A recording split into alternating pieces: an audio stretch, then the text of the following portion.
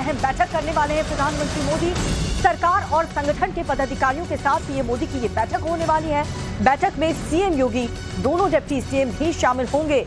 ये बैठक में लोकसभा चुनाव की तैयारियों पर चर्चा होने वाली है।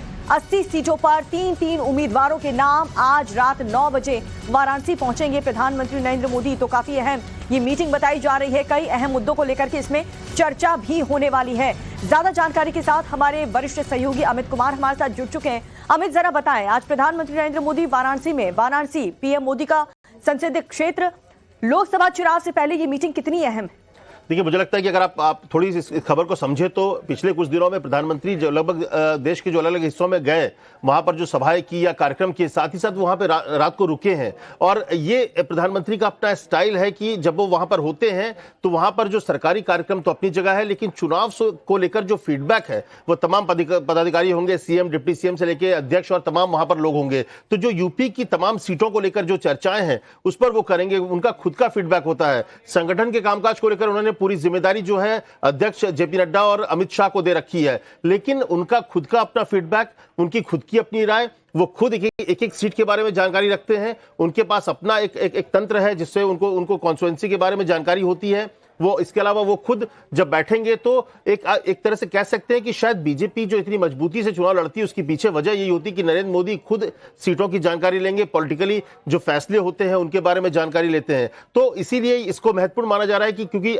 माना जा रहा है कि मार्च के पहले हफ्ते में चुनाव का ऐलान होने वाला है। और ऐसे में जब वो बैठेंगे तो तमाम जो 80 सीट है उसमें कौन कौन सी सीटें ऐसी हैं, क्योंकि टारगेट उन्होंने पहले से ही 370 का दे रखा है कि 370 सीट बीजेपी को और 400 पार जो एनडीए करना है। तो उसके लिए जरूरी है कि एक एक सीट को कैसे, किस तरीके से मजबूती के साथ चुना लड़ा जाए और खुद जीता जाए। तो प्रधानमंत्री मोदी, मुझे लगता है, एक एक सीटवार बात करेंगे, कौन कमजोर सीट है, कहां पर क्या बेहतरी की जा सकती है, किस चीज की जरूरत है। तो इन तमाम सीटों को लेकर बातचीत होनी है। और इसीलिए आज की जो शाम की रात की जो बैठक है बनारस में वो काफी अहम मानी जा रही है। प्रधानमंत्री मोदी की अध्यक्षता में उनके सामने जो तमाम उत्तर प्रदेश के दिग्गज वहां पे होंगे मुख्यमंत्री के साथ, तो एक एक सीटों को लेकर चर्चा होगी और जीत का मंत्र देंगे, क्योंकि इसके बाद शायद सीधे चुनाव का ऐलान हो, फिर वो बनारस आए।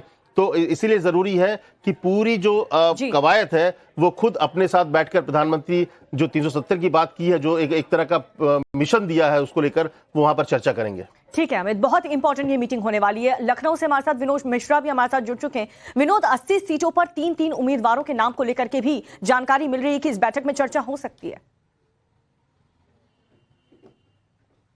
बिल्कुल, देखिए, बीजेपी ने पहले तो अपना सर्वे कराया जो पार्टी हर बार कराती है।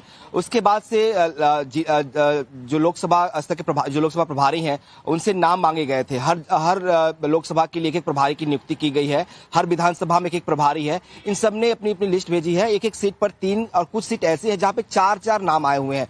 अब इन नामों में से एक नाम फाइनल करना है जो मौजूदा सांसद है, उसके अलावा भी 2 नाम या 3 नाम है, उनमें से तय करना है। माना ही जा रहा कि करीब 40% ऐसे सांसद हैं जिनके टिकट कट सकते हैं, जहां पे उम्मीदवारों में बदलाव हो सकता है। तो इस पर भी फैसला होना है। सबसे अहम बात यही है कि बीजेपी ने जो तैयारी इस बार की है मिशन 80 की है कि एक भी सीट पर कहीं किसी को मौका कोई भी नहीं छोड़ना है। इसमें जरूरी है कि उम्मीदवार ऐसे हों जो सारे इक्वेशन जो जीतने के लिए हैं उसको साधें।